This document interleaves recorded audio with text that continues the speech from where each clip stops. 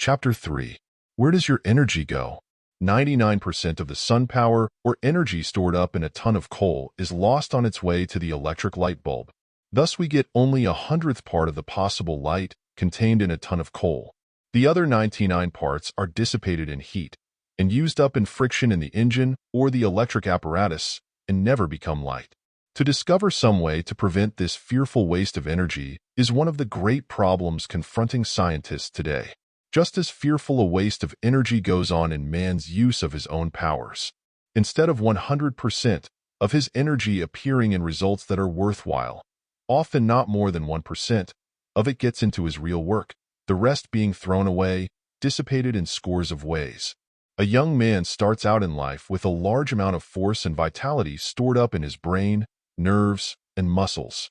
He feels an almost limitless supply of energy welling up within him, a fullness and buoyancy which know no repression.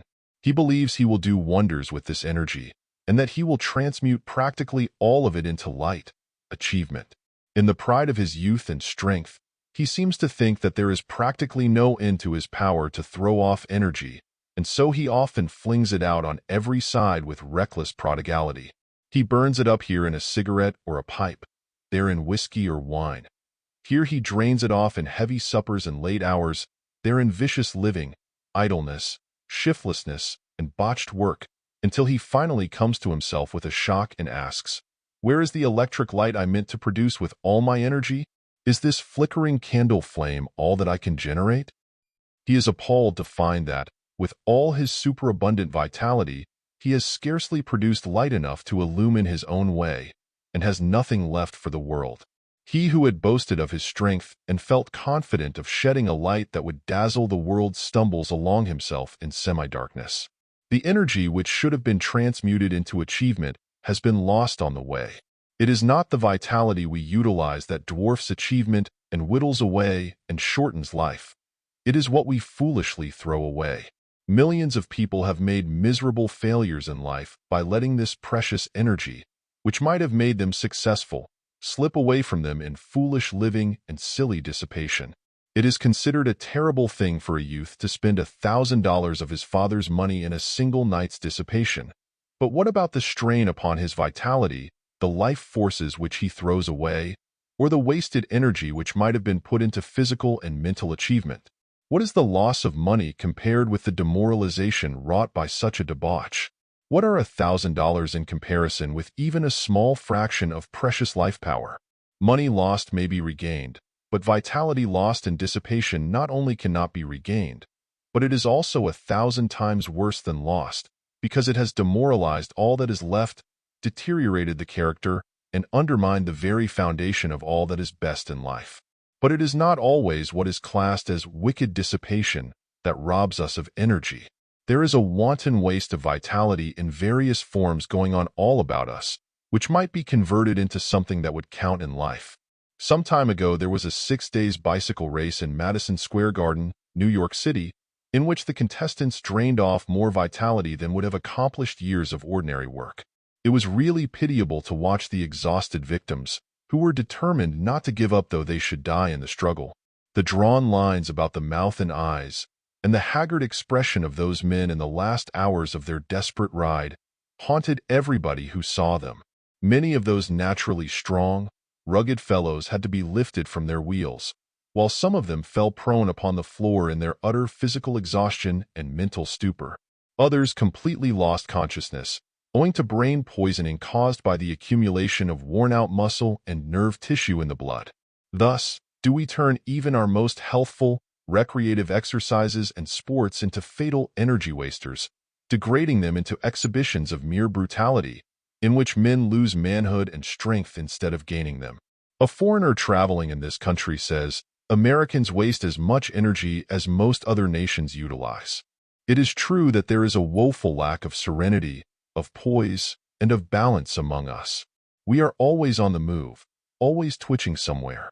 A noted physician says that most people expend 10 times the energy really necessary in almost everything they do. Many grasp a pen as if it were a crowbar, keep the muscles of the arm tense when they write, and pour out as much vital force in signing their names as an athlete would in throwing a heavy weight a great distance. Not one person in 100, he says, knows how to make proper use of his muscles or to relax perfectly when at rest. Yet it is chiefly through repose or perfect rest that we are enabled to store up energy, to stop the leaks, and to cut off all wastes.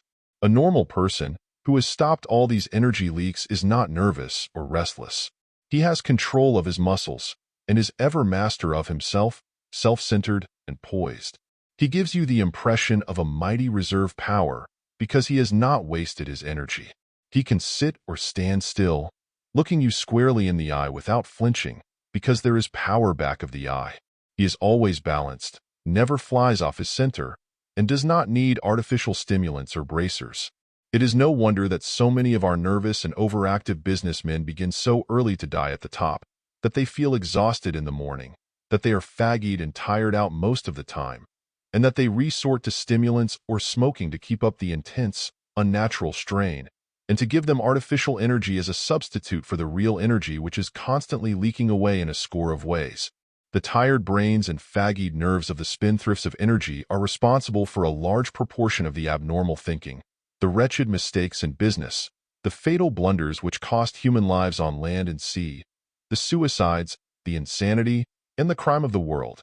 When the brain cells and nerve cells are well supplied with reserve force, a man is normal, strong, and vigorous. He is not haunted by all sorts of unhealthy appetites or by a desire to do abnormal things or live an unnatural life of excitement and self-indulgence. Just look back over the day and see where your energy has gone. See how much of it has leaked away from you in trifles. Perhaps you have wasted it in fits of fretting, fuming, grumbling, fault-finding, or in the little frictions that have accomplished nothing, but merely rasped your nerves, made you irritable, crippled you, and left you exhausted. You may have drained off more nerve and brain force in a burst of bad temper than you have expended in doing your real work. Perhaps you did not realize that, in going through your place of business like a mad bull through a china shop, you pulled out every spigot and turned on every faucet of your mental and physical reservoir, and left them open until all the energy you had stored up during the night had run off. Look back and see whether your scolding, fault-finding, criticizing, nagging, and what you call reading the riot act to your employees has helped you in any way or accomplished anything. No, you only lost your energy and self-control, your self-respect, and the respect and admiration of your employees. Some women are always exhausted because they spend their vitality on trifles, frittering away energy in a score of ways without any results. When evening comes, they are unable to sit up. They do not know how to shut off the leaks, how to turn off the faucets of nerve force and energy, and night finds them like a city with every reservoir and water main empty, an easy prey to every draught of air or inciting cause of illness or ill temper. How pitiable it is to see such women shriveled and shrunken before they reach 35, and looking old at 40, not because of their hard work or trials, but because of useless fretting and anxiety that have only brought discord into the home and premature age to themselves. Much of the worst kind of energy dissipation is not what is commonly called immoral. It is often the result of ignorance, carelessness, or neglect, but it is dissipation all the same. A great deal of energy is wasted in working without system and in not getting hold of the right end of a thing at the start. Many of us so completely exhaust our strength in useless worry and anxiety, in anticipating our tasks and in doing our work over and over again mentally before we begin, that we have no force left for the actual work when we come to it. We are like a fire engine letting off all its steam on its way to a fire, and arriving with no power left to throw water on the flames.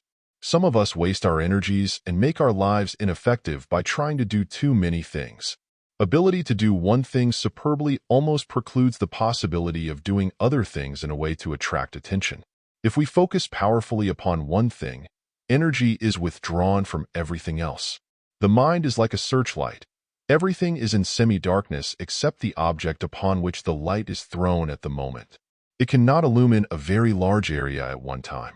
We cannot concentrate powerfully enough upon more than one thing to reach excellence. People who are constantly making resolutions with great vigor and determination, but who never put them into execution, do not realize how much precious force they waste in dreaming and wishing. They live in dreamland while they work in mediocrity. Their heads are in the clouds while their feet are on the earth. If these people would only spend the energy thus wasted in actually doing something, they would get somewhere. Get rid of all vitality sappers. If you have taken an unfortunate step, retrace it if you can. Remedy it as far as it is in your power to do so. But when you have done your best, let the thing drop forever. Do not drag its skeleton along with you. Never allow what is dead and should be buried to keep bobbing up and draining off your life capital in worry or vain regrets. Do not do anything or touch anything which will lower your vitality. Always ask yourself, what is there in this thing I am going to do which will add to my life work, which will increase my power, keep me in a more superb condition, and make me more efficient in the service of humanity?